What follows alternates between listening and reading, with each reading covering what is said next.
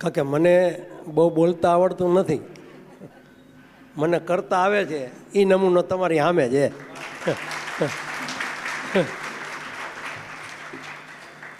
ઉત્તમ, પહેલી વાત તો મેં હમણાં ભાઈને વાત કરી કે એ 22 વર્ષનો થયો, એને રોતા નથી આવડતું.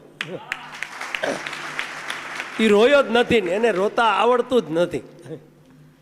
અને એ ગમે એની નકલ કરી લે ગાયનમાં.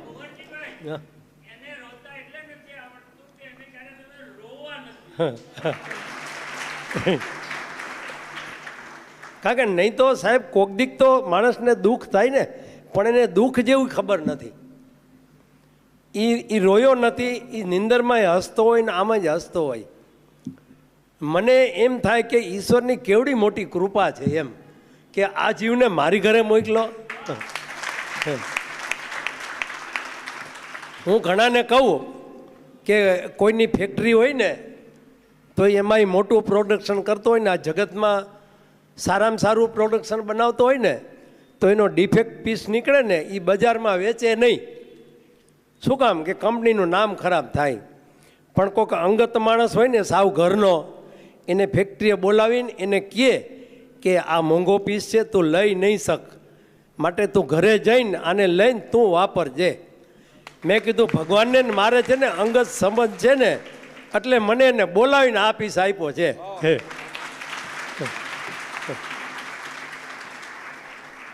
એટલે મેં હજી આવડો થયો એ 22 વર્ષનો, ભગવાનને માનસિક પણ ફરિયાદ નથી કરી તે આવો કેમ મોકલો. મનમાં વિચાર પણ નથી આવ્યો એમ. નહીં તો ક્યારેક વિચાર તો આવે ને, એ પણ નથી આવ્યો એમ. આર્થિક પરિસ્થિતિ સારી હોય ખરાબ હોય કોઈ પણ બાબતમાં એમ. અને હજી સુધી એ કોઈ દિવસ નાપાસ નથી થયો. ડિસ્ટિંક્શન માર્કમાં પાસ થયો છે બધી જગ્યાએ.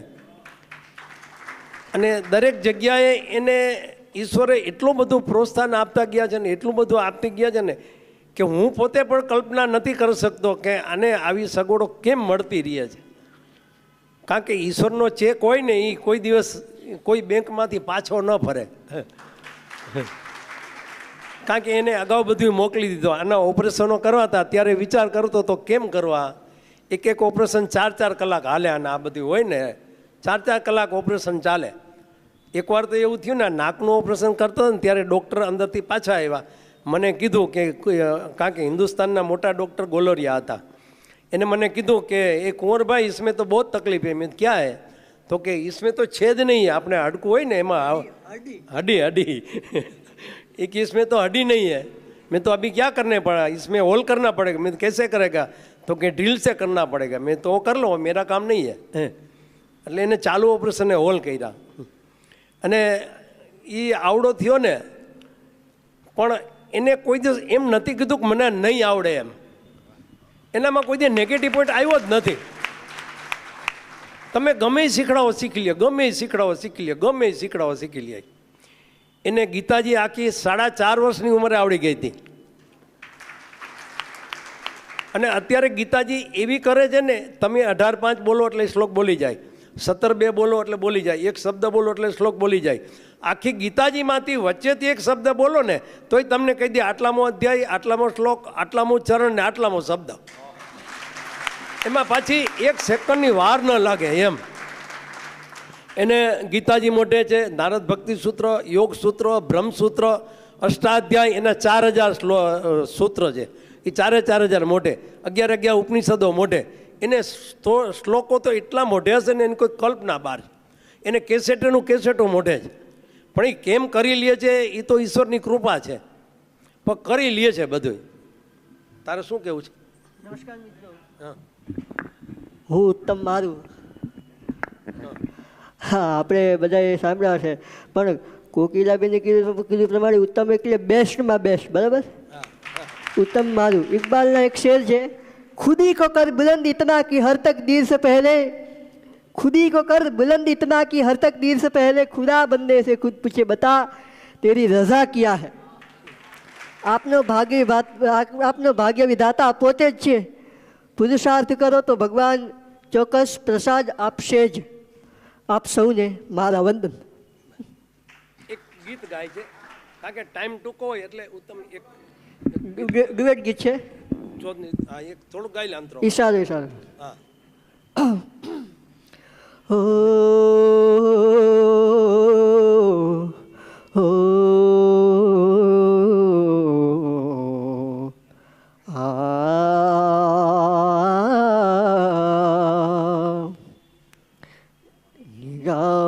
निगाहों में जादू चलाना मेरी जान सीखा है तुमने यहाँ से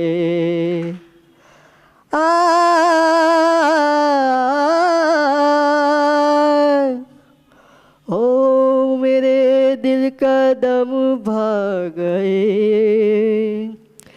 मेरी क्या थी इसने खता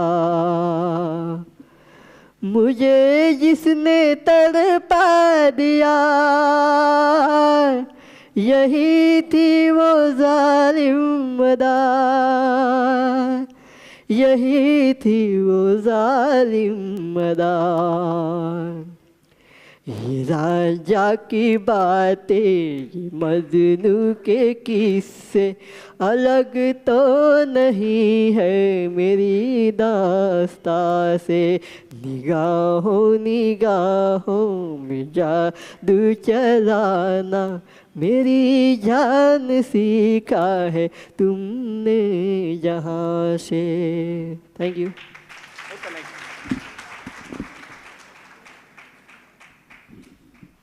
જીવનમાં ગીતા શીખવી ધ્યેય પ્રાપ્ત કરવો આવો પ્રેરણા તને ક્યાંથી મળતી?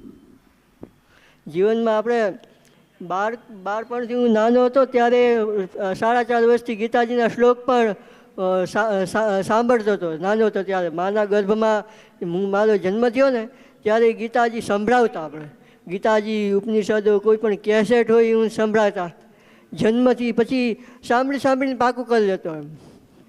હજી સાંભળીને પાકું કરી લઉં છું એમ.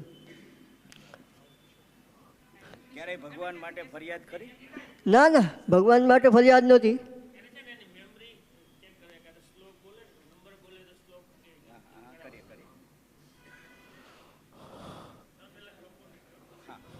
હવે તમને અહીંયાથી એક ભગવદ્ ગીતા ને મારું આપણે બે સાથે ઉભા રહીશું.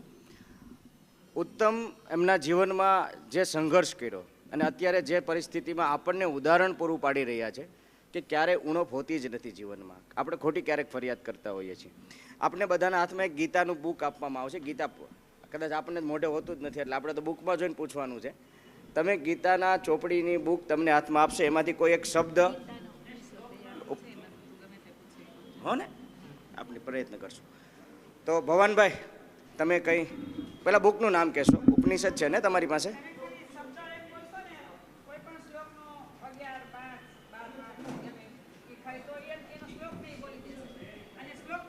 નરેશભાઈ ડોબરિયા બોલો. શ્રીમદ ભગવદ્ ગીતા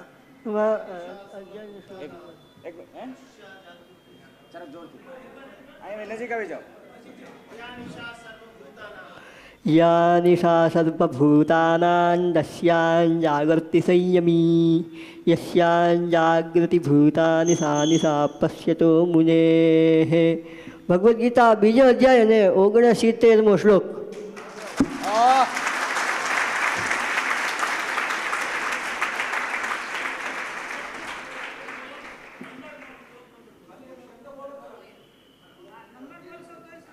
બોલો જેવી સાહેબ, નજીક આવીને બોલો.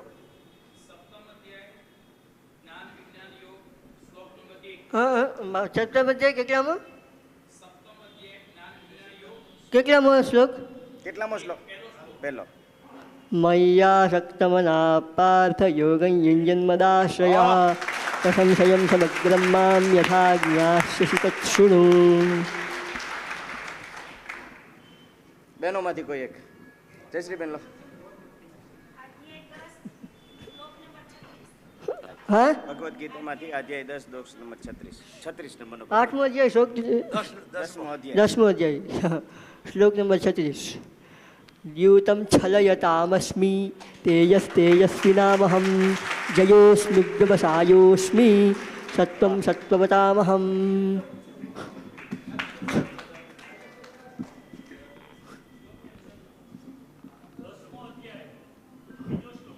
10મો અધ્યાય બીજો શ્લોક ભગવદ્ ગીતા. નમે વિદિસ્સુરગણાસ્ત્રભવન્ન મહર્ષયઃ અહમાદિર્હિ દેવાનાં મહર્ષીણાંચ સર્વશઃ. સાહેબ હવે આપણને શરમ થાય છે. એને વચ્ચેથી શબ્દ બોલશે ને વચ્ચેથી હા, તોય કહી દેશે. કોઈ પણ વચ્ચેથી એક શબ્દ બોલો, શ્લોકમાંથી કોઈ એક વચ્ચેથી શબ્દ બોલો. વચ્ચેથી હો. અશ્વિનભાઈ હવે લાસ્ટ. હા ટાઈમ ન હોય. બોલો જયશ્રીભાઈ. હા, વયે ઉમન આદેશ્વર. મય્યે વમન આધત્સ્વ. એ છે 12:8, 12માં જઈને 8મો શ્લોક. Thank you. કોઈ પણ ઉપનિષદમાંથી કોઈ મંત્ર બોલે તોય ચાલે. બોલો. હા,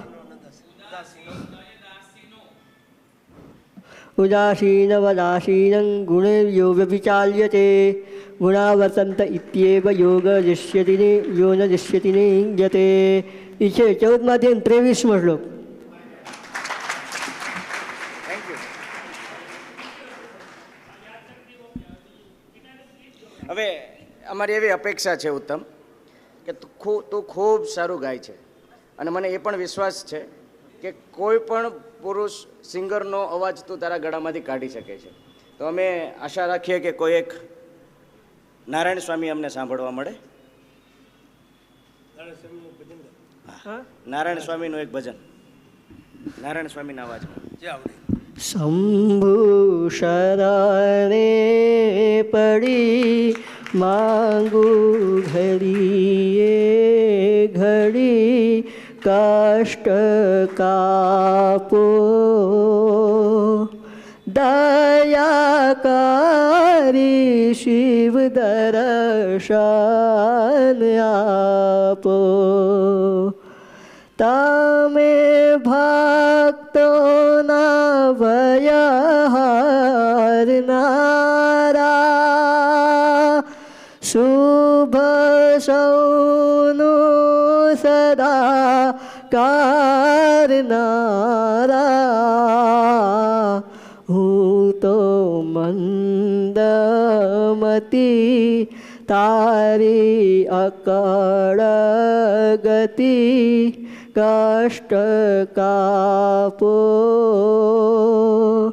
દયાકારી શિવ દર્શન આપો. આમ તો ગણાય છે. Thank you.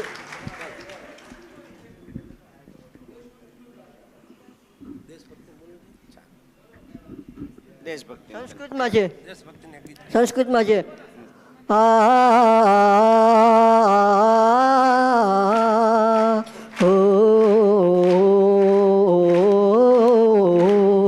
મમ દેશ ધરેયમ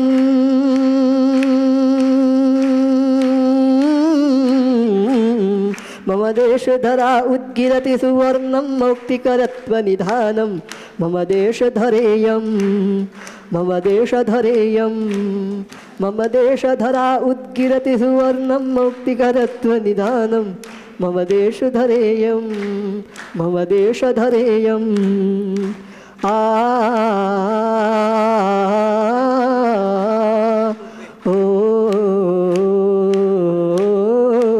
એમાં હિન્દી. बैलों के गले में जब घुंघरू जीवन का राग सुनाते हैं, जीवन का राग सुनाते हैं, गम को सुदूर हो जाता है, खुशियों के कमल मुस्काते हैं, खुशियों के कमल मुस्काते हैं. हो